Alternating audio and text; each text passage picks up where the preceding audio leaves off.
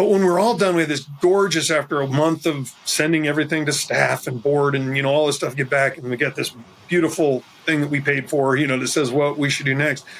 Almost all of it, Ahshuwah, was about us. It was about how we needed to monetize, how we needed to grow, how we needed to get to that next level. And Jennifer and I were like, almost none of this asked the question, what do they need? The people that we're going to serve. And the whole proposal that we gave them was like, hey, we need to learn how to pivot so that Jennifer and I can focus on helping leaders navigate life and ministry. Welcome to Jesus in the Upper Left, where we're talking about gospel multiplication in the Pacific Northwest.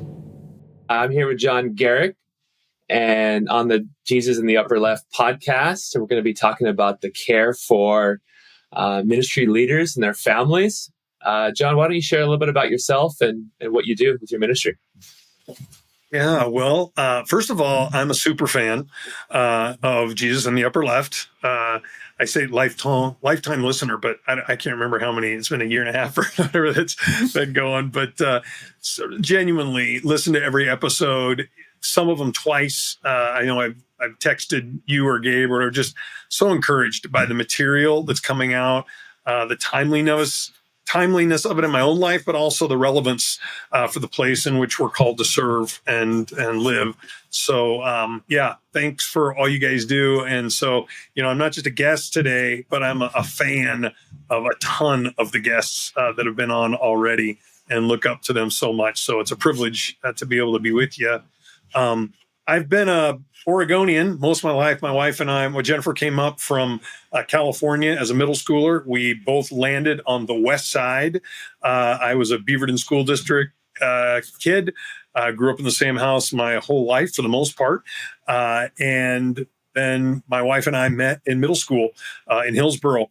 So we actually, I guess it was ninth grade. It was kind of middle school back then. He went junior high through ninth grade back then. But we connected in youth group, and I wasn't following Jesus very much during that time. I always say I fell in love with the bride before I fell in love with the groom. I liked church.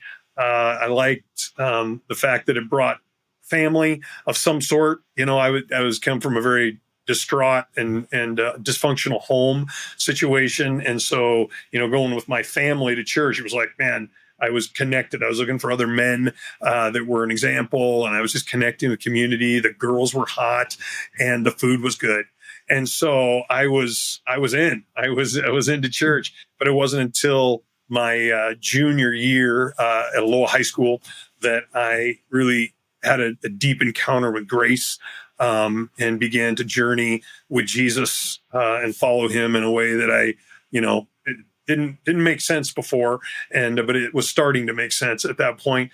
And so my wife saw that in me, pretty radical from her standpoint, and she was willing to hang out with me more than just friends at that point. We started dating, and 38 years later, here we are. And we ended up, she went to Hill High, I went to Aloha, I went to different high schools together. But we were engaged in the city and in the area our whole life. I actually went to, I think I mentioned this, I went to kindergarten at a little church on 185th and Farmington, which is now the West Side Studios for Jesus in the Upper Left at West Side Church. It was a little Baptist church back then, and Mrs. Demick was my kindergarten teacher back then. So that was my first introduction, really, to Jesus in the Upper Left. Wow. And so now here we are now. Very cool. Now, I've been trying to remember if I visited your retreat center.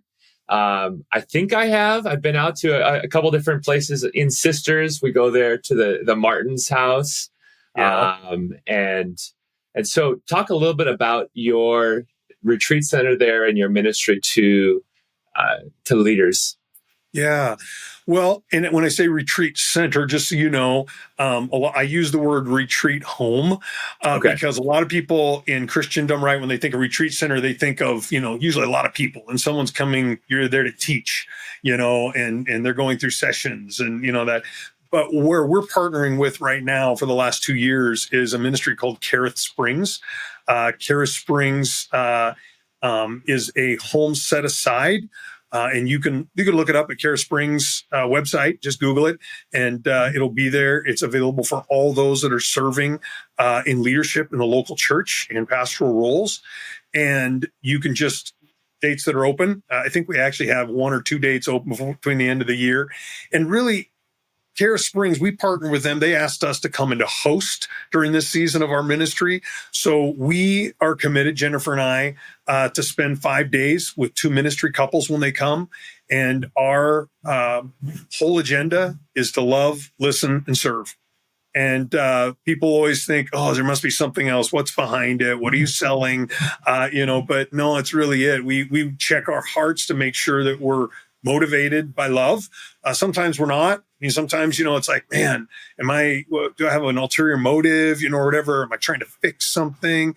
And so we just really, purposely say, Lord, help us that we're just there to love them, to listen more than we speak, and to serve them in any way. And that may be from excellent breakfasts and making sure all your accommodations are beautiful, to taking walks and listening and talking and spiritual direction and some other things that are available. But it's not a cookie cutter, and it's really an Airbnb for Christian leaders. There are other great, like Jonathan and Janie and others that we know that we do a lot of referring out to other folks. And then Jennifer and I moved down here to Sisters just last May, a year ago May, with the intention. We sold our home. We raised our family in for 20 years in our property there outside of Portland. And we are now going to be building probably next year, once the Lord identifies the right property. And we'll be building our own home that will have en suites, so that we'll have more availability to welcome ministry leaders. They don't necessarily have to be ministry leaders in a local church in our context, but whether they're head of navigators, FCA, whatever they're doing, and really just, again, translating that ambition and that aspiration to love and to serve them, and to offer them confidential relationship. So that's the retreat space that we're doing to answer specifically. I mean, we do a lot more than just retreats. We only do about 6 a year right now. And we hope when our own place is done, we'll be able to open it up to do a lot more.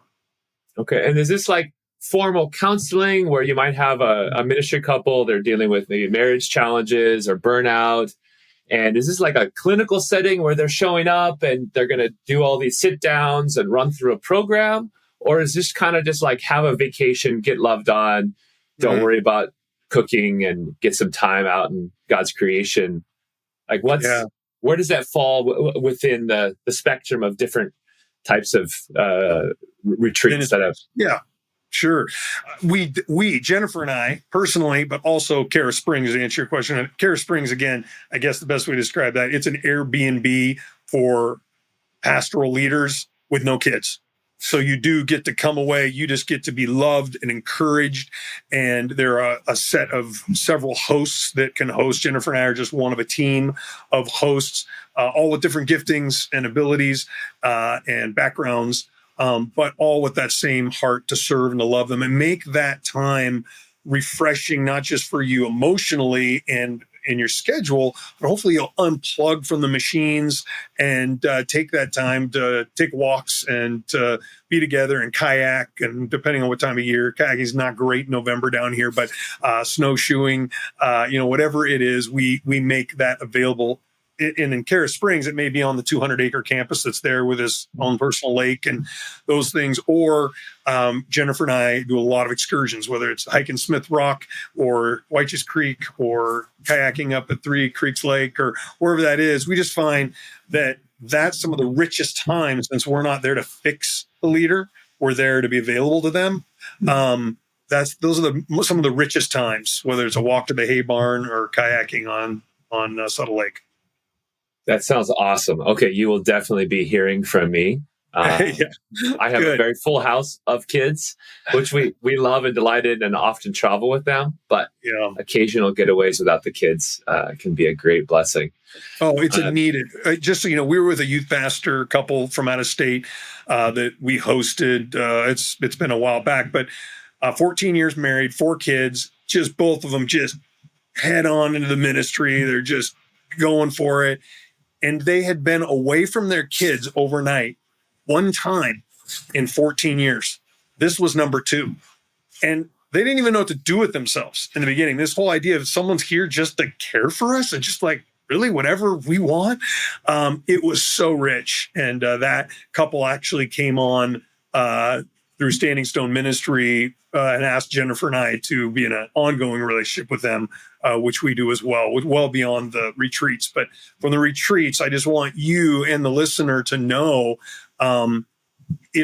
we encourage no kids, unplugging. When we even meet with boards and elder boards or leadership boards for ministries, we encourage them not to see this as vacation. I know that word was just used, but we do think that there needs to be time set away for ministry leaders to have vacation, whether you go to Disneyland or camping and fishing, whatever, with your family, interacting with the family.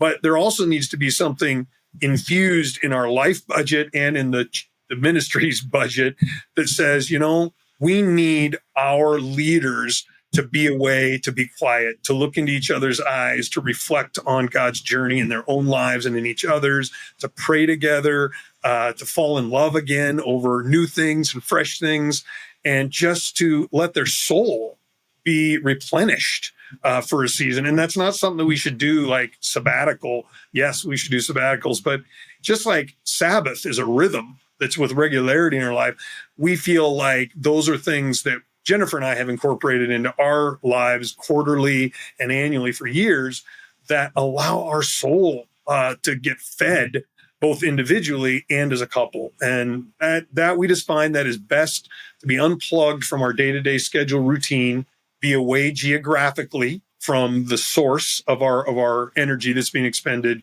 and just be together without the kids. And we have 3, by the way, amazing kids. We have 3 adult kids, 3 bonus kids because they're all married, 2 grandchildren, and 1 more coming any day, our first grandson. Wow. So, I say that because they're amazing. I love being with my family. I can't wait to see another grandchild come and go spend time with the kids. But, I'm going to be parenting adult children longer than I parent pre-18-year-old children. And I am going to be with Jennifer, Lord willing, if death do us part, longer than I've been parenting. And we're going to be in the journey, like right now as empty nesters. And that it's so critical that 10 years ago and 15 years ago, we have that focus so that we can be healthy for those next season, those next years of our lives. So that's important. Yeah, that's huge. It's you hear the stories in couples that are older where the kids become so much of their life that when they're gone, it's like, okay, what's next? And what do we have in common? What's our vision for that second half of our lives? So that's so important. And can I speak to all those right now that are soon to be empty nesters? Okay, because I know emotionally, we look at the statistics and the divorce rate and what happens when, kids leave and everything you were talking about. Those that are like, man, it's going to really be hard. It's going to really be tough. Listen to me. It's amazing.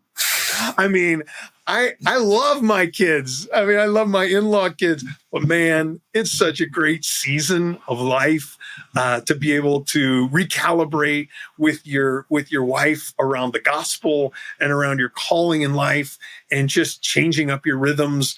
And it's a sweet season for Jennifer and I. It's only been a few years, but man, it's great. And it's not just grandkids, although those are amazing too. It's just great to be able to go into the next season of life with your best friend. And you're not alone. If all of the other things are getting crushed and, up and down and urgencies you're trying to manage and figure out, man, hanging out with my best friend and knowing she's on the journey with me. And then in this season of life, our ministries, we've always done ministry together, but I can honestly say this last few years of us together doing this type of ministry and really couple to couple and just focused is just so fresh and different. She's not following John around doing my ministry. We're doing ministry together. And So I just want to encourage every person that may be looking years, months, whatever out there, man, there's exciting life in the empty nesting years too. And it is a little cheaper as well until the grandkids come. But yeah, so awesome. just be encouraged. That's awesome. So let's talk a little bit about isolation and loneliness in the ministry. As you're like describing your common ministry life and a couple where they're engaged with people, they're engaged with counseling and ministry activities, and they're out in the evenings and they're raising their families, doing all these things. But in the midst of that, there also seems to be isolation and loneliness, even while spending all your time with people constantly. How do you see that in the ministry with the couples that come away to these retreats, and how do you address that issue of loneliness and isolation? Yeah, there's no question, Ahshuwah, it's pretty obvious. I mean, for the listeners, we all know what it's like to hide in plain sight.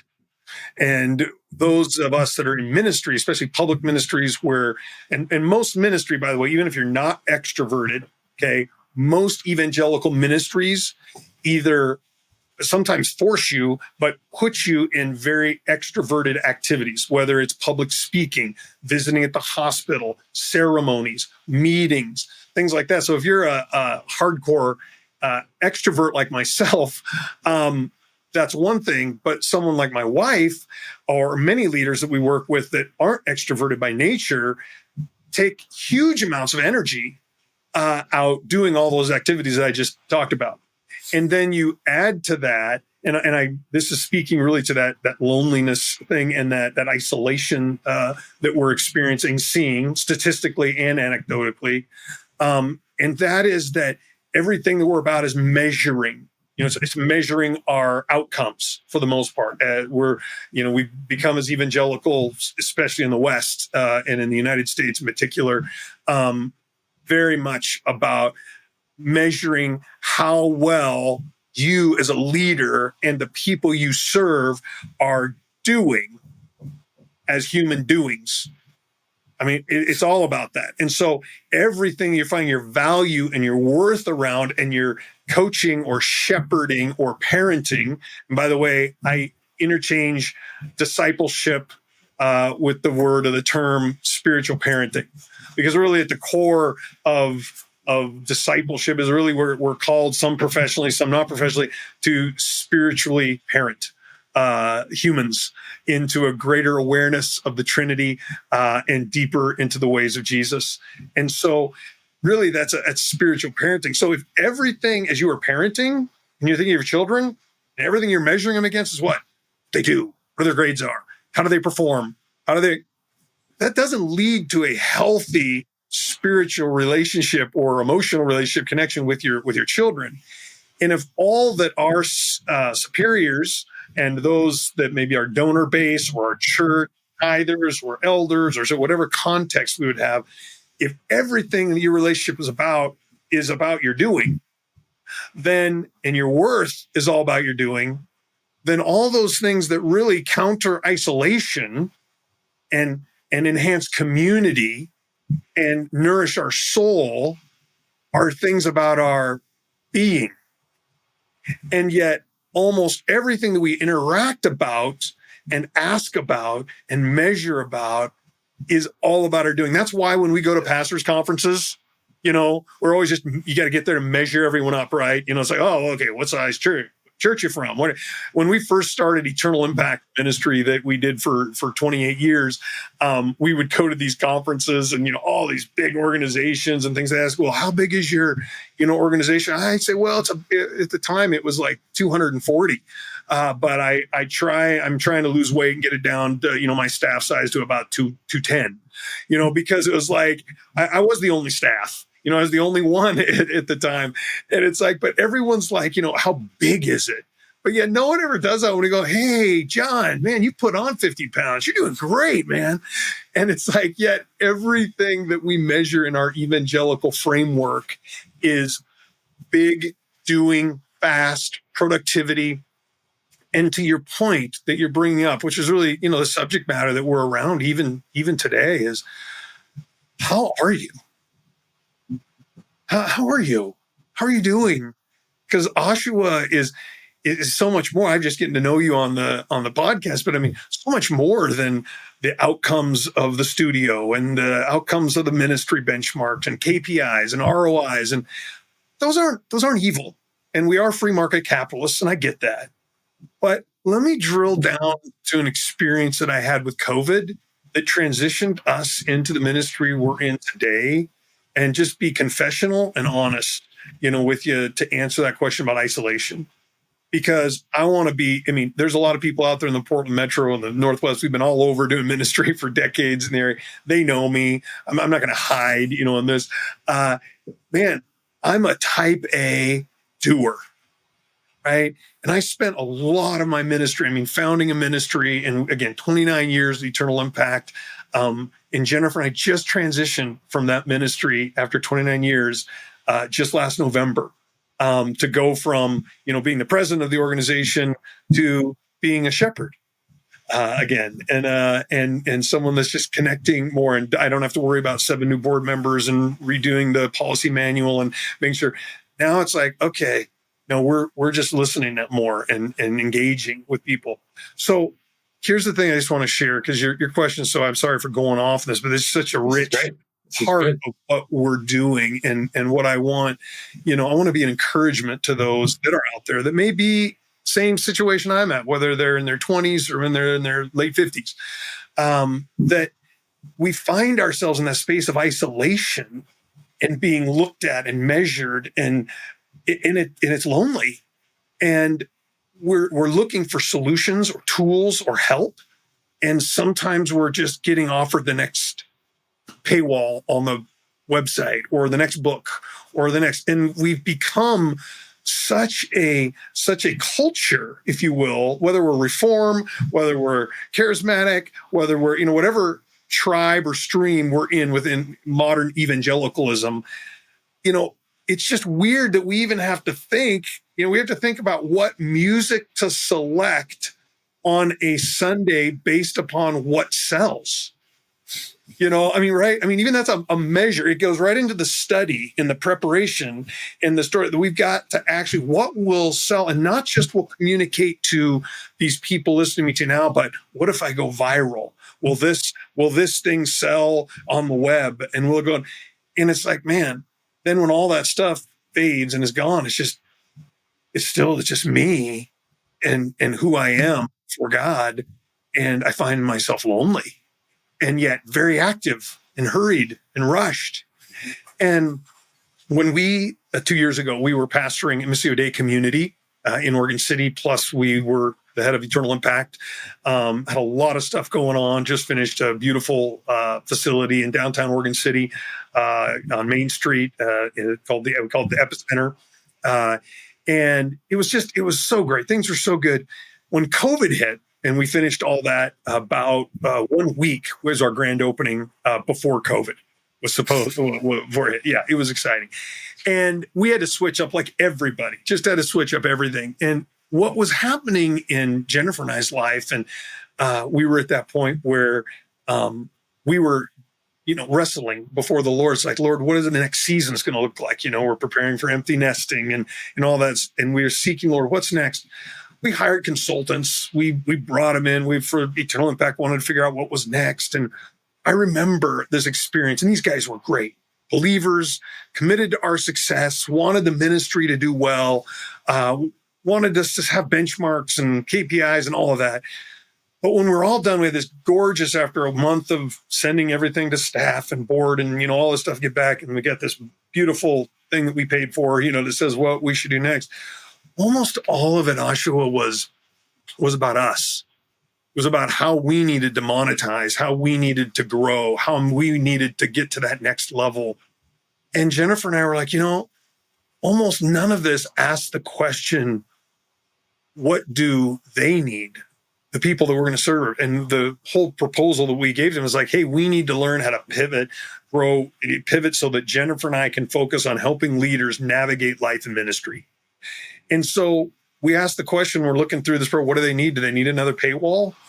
Do they need us to come out of COVID and hit the circuit? Do they need me to finish the book? because they need another book. I only have 13 on my desk right now that are on my, to read list. And it's like, what do they need? And what it really came down to in our heart is they needed us. They needed when they called and said, hey, do you have time to coffee? I got some things going on. I just need to process. Like, yeah, I want to be there. I want to be available. And so we just realized, and that was the whole pivot point to us, that the biggest thing for anxiety that's out there in isolation, with leaders, is really that many of them don't have friends. They just don't have friends that are confidential, that will listen, that have some seasoned experience in the trenches from a ministry standpoint, but also who aren't a dual relationship. So in other words, aren't connected to my paycheck or to the financial future of my wife or myself, just to be quite honest. And we find that many leaders in the midst of that space that are feeling isolated and really, I'll just say stressed out. We have all sorts of great clinical terms for it, but just unable to function with a healthy soul and feeling isolated and anxious and hurried. Most of them do not have a trusted shepherd in their own life. They're usually connected to a denomination. So you've got outcomes and base and things like that connected that you've got, or to your church elder leadership board, which get to decide whether you get a raise next year or whether you really deserve a vacation and, all those kind of things. So leaders find themselves in these dual relationships where they really are. These are beautiful people I love and I want to trust them and they trust me, but there's a dual relationship that doesn't allow them, or at least for me, to sense that they're really committed to my success fully because of these extremities that are connected. So that just generates the measures that we put ourselves in, always focusing on outcomes, not process. And the fact that ministry leaders, not always, not never, but the vast majority, we do not have confidential, non-dual relationship friends that we can just go and be as real as can be with. And a lot of people find that in a therapist, a counselor. You guys have done some great episodes on our mental health just recently, and some others. So I encourage people to go back, listen to those if you haven't. There's some great ones that are there. But the reality is that sometimes you can't even afford a therapist. You start, and availability. Are they taking new patients? Those are just all real things when the rubber hits the road. And who do I go to that's not going to be a gossip, or that's not going to somehow get back to this person or my family or whatever? And it's really difficult for most ministry leaders to find. And so Jennifer and I just really felt led that part of our next season of life is just to create that, to be around people that are on the same team with that, and to recruit more like-hearted and like-minded, seasoned ministry leaders that can come around and offer that for this next season of their life, to really be a confidential shepherd/friend to those that are shepherding, those that are caring for people day in and day out. And that's really the greatest need that we've seen. Yeah, that's powerful. I remember, I think it was last year before, I was asked by the men's ministry at our church to just do a short talk for the men at our men's breakfast. And I chose the theme of masculine friendships, and because they've been deeply important and transformative in my life. And I have a handful, maybe I'd say 5 or 6 really close old friends that go back to college years. So all guys that I've known, many of them longer than I've known my wife, and that we've continued investing in that friendship. And I went to each of them. I said, "Hey, I'm going to be talking about friendship, and I consider you like a very essential part of my life. You are a close friend. Tell me why is friendship important to you? What makes a masculine friendship meaningful?" And so I interviewed each of these guys and kind of gathered together their shared wisdom.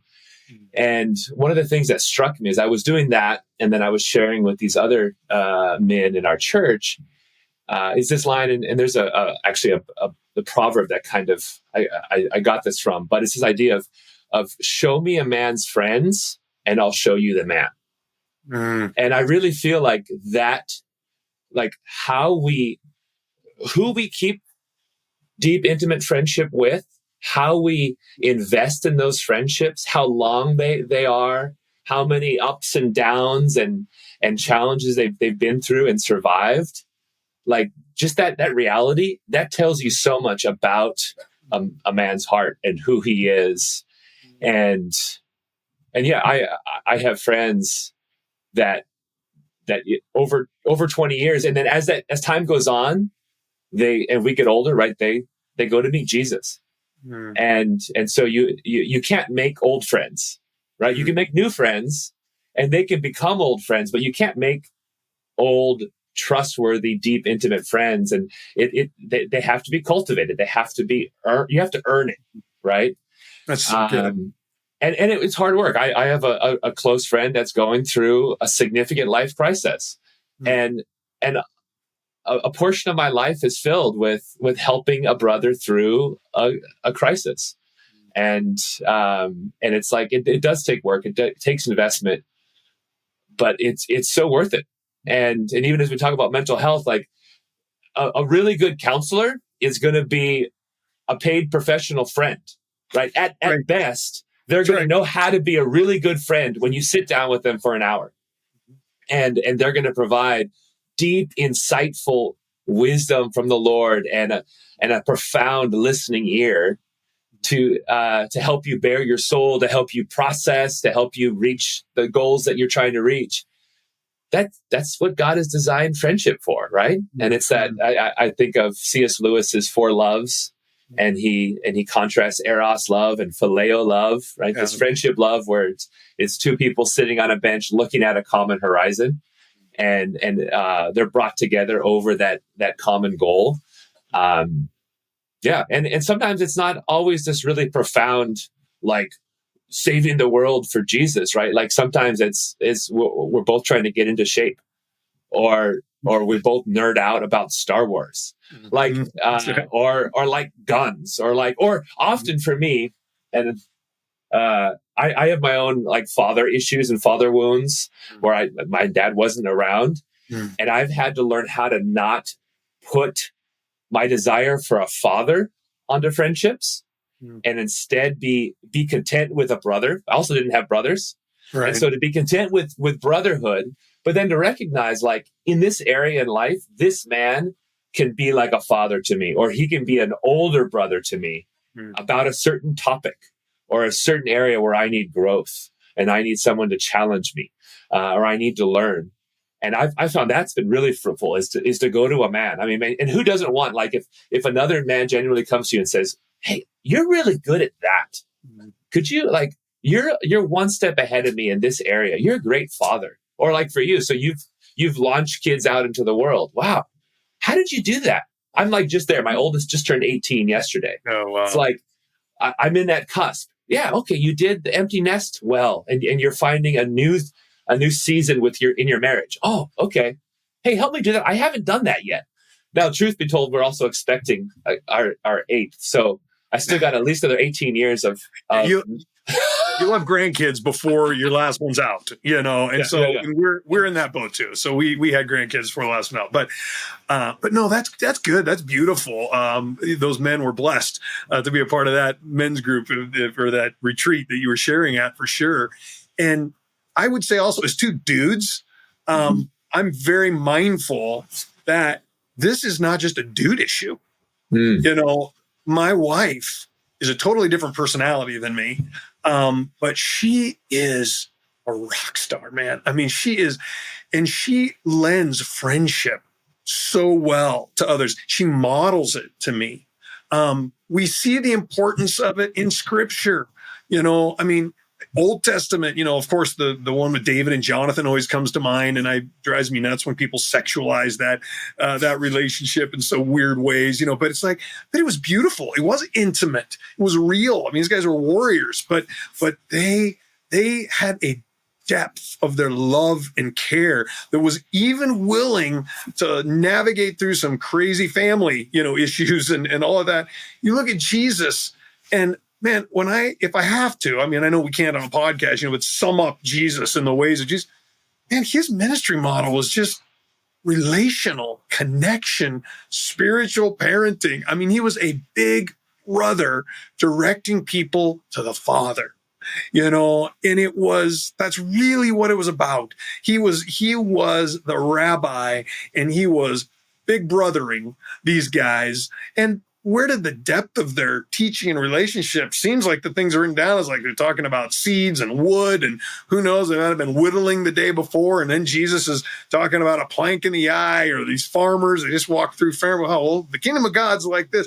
And they're so relational, and they're trying to navigate their own family origins and, all of their own prejudices and challenges. And but they were a band of brothers. And obviously we could talk about those beyond the 12, the ladies, the others that brought in great feminine relationships, healthy, spiritual forming relationships. So I guess I'm just saying, I want to encourage the listener too. This is for some really amazing women in ministry that are on the cutting edge, doing things that I'll never be able to do, touching people that I'm not able to touch. And they need friends too. They need encouragement. And then you talk about couples. Sometimes I do a lot of one-on-one. Jennifer will do one-on-one. But a lot of times we are couple to couple because for whatever reason in that season, there's some things they'd like to navigate as a couple and whatever that is. And so, but it really just comes down to that friendship and not judgmental and developing trust. And that's not always easy. I guess going to confess and be honest with you, because I have my own doctrinal beliefs. I have my own, theological framework and, all that. But my goal is not to get you to think like me. My goal is to help you navigate life so we can walk more in the ways of Jesus. And so what are the ways that we can do that together? Because when that happens, we become healthier, and the people that we're serving, become healthier, because leaders, we know this, but we have to be reminded, we can only take people where we're willing to go. And we always reproduce who we are. Always. And so the more that we can say, hey, I want my relationship with my spouse and my family to be more like Jesus, then the more we model that, the more we're going to be spiritually parenting, AKA discipling people towards Jesus. And it'll be in a way that will be caught, which we could talk scholastically or intellectually and statistically, how much of our kids they learn and is in development education is caught versus taught. I mean, when I hang out with my adult children and I can ask them the question of, hey, what was my best sermon? They're going to tell me, was there a best one, Dad? I don't know. But they'll tell me some stories that I told them that really stuck with them and how it connected to a scripture. But out of hundreds of times they've heard me speak, they're going to remember how, when the rubber hits the road, when everything hits the fan, how did mom and dad handle conflict? How did they handle people gossiping about them? Yes, how did they handle when people, said things about our family or things that were untrue? How did they handle when hardship and pain came across their life? How did they handle ongoing chronic pain? I was in an accident 7 years ago, that had me at OHSU for 3 weeks and out of the office for 5 months. I won't go into that now, but I was in a motorcycle accident. A lady pulled out and hit me. And so, how do you handle that? Well, I can tell you a sermon. I can tell you about the story and everything, but really they want to know how did you handle it? They'll see it. They'll reflect back on that way more than what even we're saying in the podcast, so that's an important thing. And then one last thing that just, and by the way, whenever a preacher or a pastor person says one last thing, be careful, that's a lie. But But this idea of relationship that you brought up, so important. And that is that this is a Johnism that my kids would, all relationships grow at the speed of trust. Whether we're buying a car, a house, pastor, or a friend. And so what we want to foster are ways in our relationship to grow in trust. And everything you just articulated, you can go back, a listener can listen to that. It's work. It's hard. It's not easy. Marriage isn't easy. Being a parent isn't easy. Being a pastor, a Christian, is not easy. We didn't do it. I'm going to do that because, man, the money's great and it's a breeze. It's like, no, but the reality is that we're in building trust around who we are. And when we look at great men that made it, doesn't mean they're perfect, or women. We don't look at David, God after God's own heart, King David. We don't look and go, oh man, he made some huge mistakes and problems, but he had friends around him. You know what? His son didn't pick up on that. His son, man, he had everything. He had the best teachers, the best money, the best everything. But what did it say he did? He said he didn't guard his heart. Those things that were important were valuable in his life. And so that's really when we're looking at friendships, those friendships that we need that are confidential, shepherding, experienced relationships that we need in our life with others, with peers, and those that have gone before us. We need to make sure that they're helping us and committed to guarding our heart. And they're not just looking at what we're doing and all of our outcomes. They're not overly impressed with us. If you want to hang out with me and tell me all the things you do so I'll feel impressed with you, probably is not going to happen because I'm just not a respecter of that too much. I've been around the block too many times. It's like, no, I just care about you. I care about you. And that doesn't mean, and when we care about someone, Ahshuwah, this, it doesn't mean we're validating bad behavior. That's a really tough thing. A lot of times we'll have leaders want to come to us, and over 2 or 3 times of us hanging out together, we realize that, man, there's some sin in their life, or some, as Hebrews said, maybe not sin, but things that hinder. In Hebrews 11, that need thrown off. And that's really what's causing some of the damage and hurt and toxicity in your culture and in your environment. But if they know and trust me enough that I'm not just, spewing smoke, that I really am committed to their success, then we can be honest enough to say, I can validate those feelings, but not that behavior. And there's some things that we need to bring that before Jesus, and we need to be able to see how he wants to heal and reconcile that. And that takes work, and that, and that takes trust to be able to do that. That's great. I find a lot of men and women that just don't have that right now in space. And that's why Barna's State of the Pastors just came out last year. Interesting. The question was asked, what is the greatest fear, that you have in ministry? 68% said betrayal. Wow.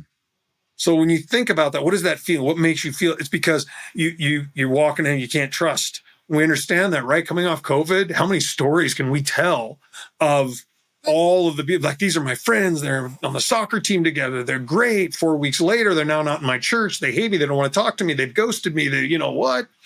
And so that lack of trust, that ongoing, it creates a culture, an anxious culture, a hurried culture where you're always kind of living on edge and thinking betrayal's around the corner. Wow. So it's a reality. So again, it's not just anecdotal from the hundreds of people that we've connected with, but statistically, we're seeing that as well. Wow.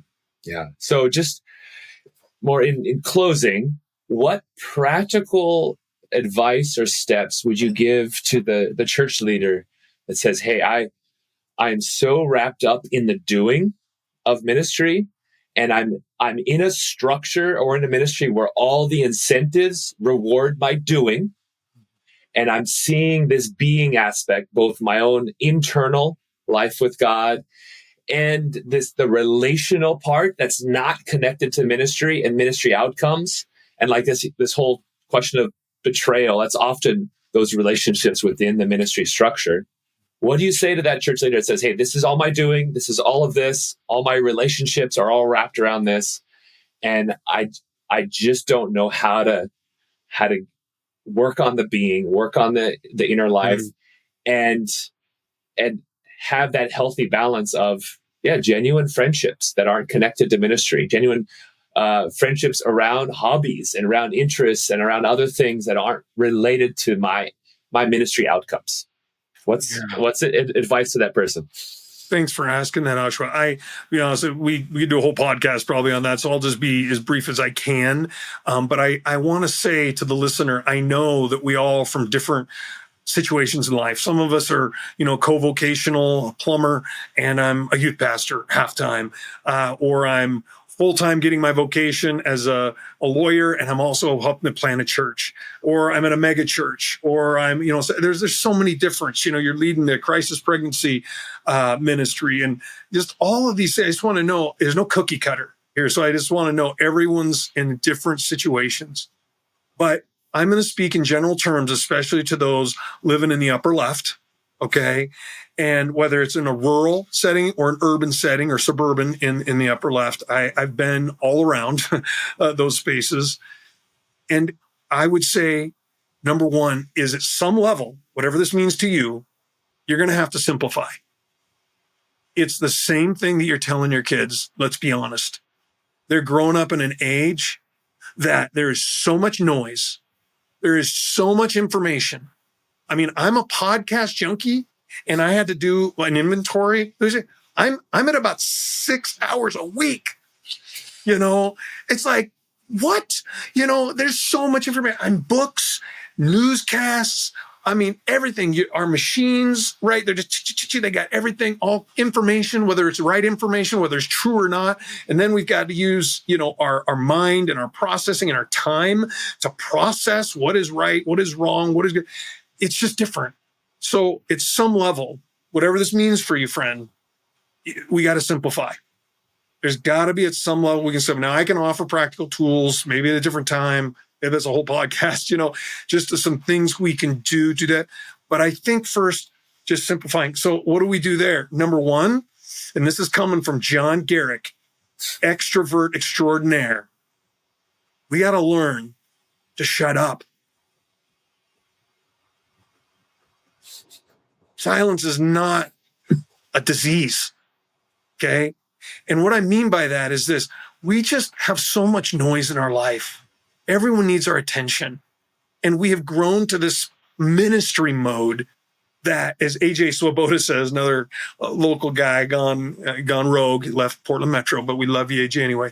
But, in his book, Subversive Sabbath, I think it was, and, it's like, I'm paraphrasing, but he basically, I could go before my elder board and there's 9 commandments that I could get fired for tomorrow if I broke, but one of them I can get a raise, right? It's like if I break the Sabbath, man, that could get me a bonus because that's how we're measuring, the doing. And so at some level, we've got to step into, do we even have a Sabbath rhythm in our life? Am I just only preach about Sabbath? I really have no concept what that even looks like in my life. And so I'm not here to, there's so much out there, John Mark and others, they Dallas Willard. I mean, so many we could talk about.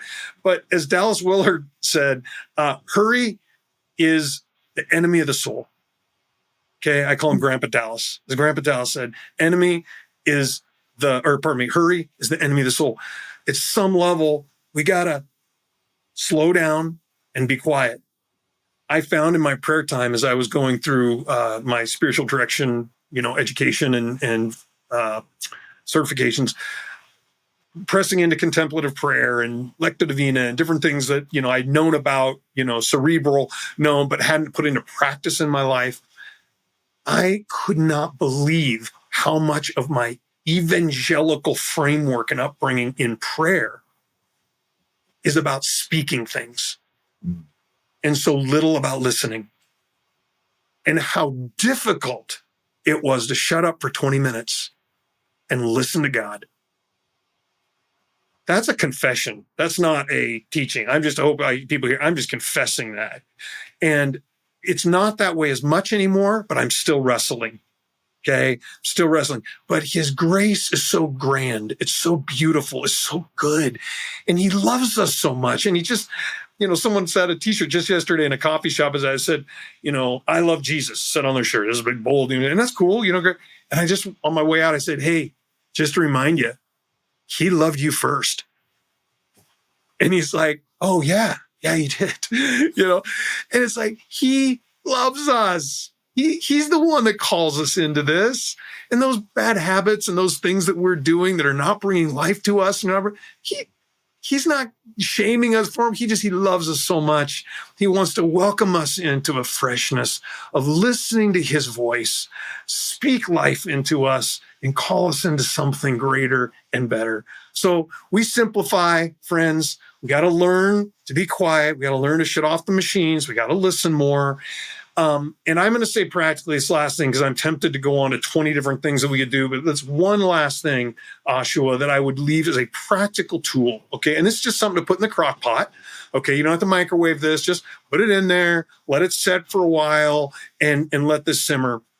But we probably, in addition to stop measuring as much of doing and more about being, and measuring's good, by the way. We're measure people. It's okay. We're Westerners. It's okay to measure. Don't stop measuring, even outcomes. And I'm not anti, don't get me wrong. I'm just saying, start evaluating what you are measuring. Is it always about the ABCs, right? The attendance, building, cash? Is it all those kind of things? Or are we measuring different things about our soul, or how many people are growing deeper in their intimacy that I'm parenting, et cetera? And then in our own life, are we measuring how much simpler our life is becoming and richer it's becoming, or are we just measuring how much more we can get done in a short, more efficient, how much more efficient? And then learning to be quiet. How do we do that? Well, there's another measure that I would encourage people to think about, and that is the difference. So stick with me for a sec. The difference between budgeting and managing.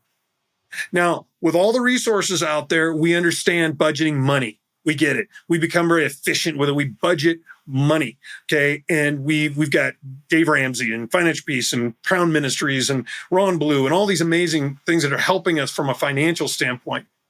But how many of us budget our time? And what I mean by that, and there's a difference between a target. A budget in finances is a target.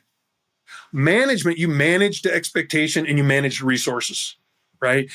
But what does it look like for you individually, and you as a couple, if you're married, if you're not single, or you as your significant other, or even potentially your family, but certainly your inner circle of your leadership circle?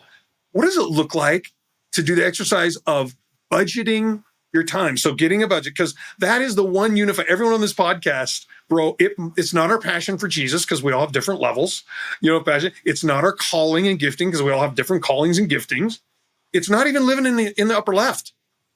The one thing that we have in common, well, two things, man: oxygen and time.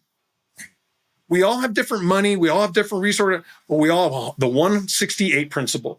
We only have 168 hours in a week, each of us. So take inventory. And that's a process that a friend or a shepherd that you trust can do with you, because they just love you. And it's like, hey, they're committed to your success.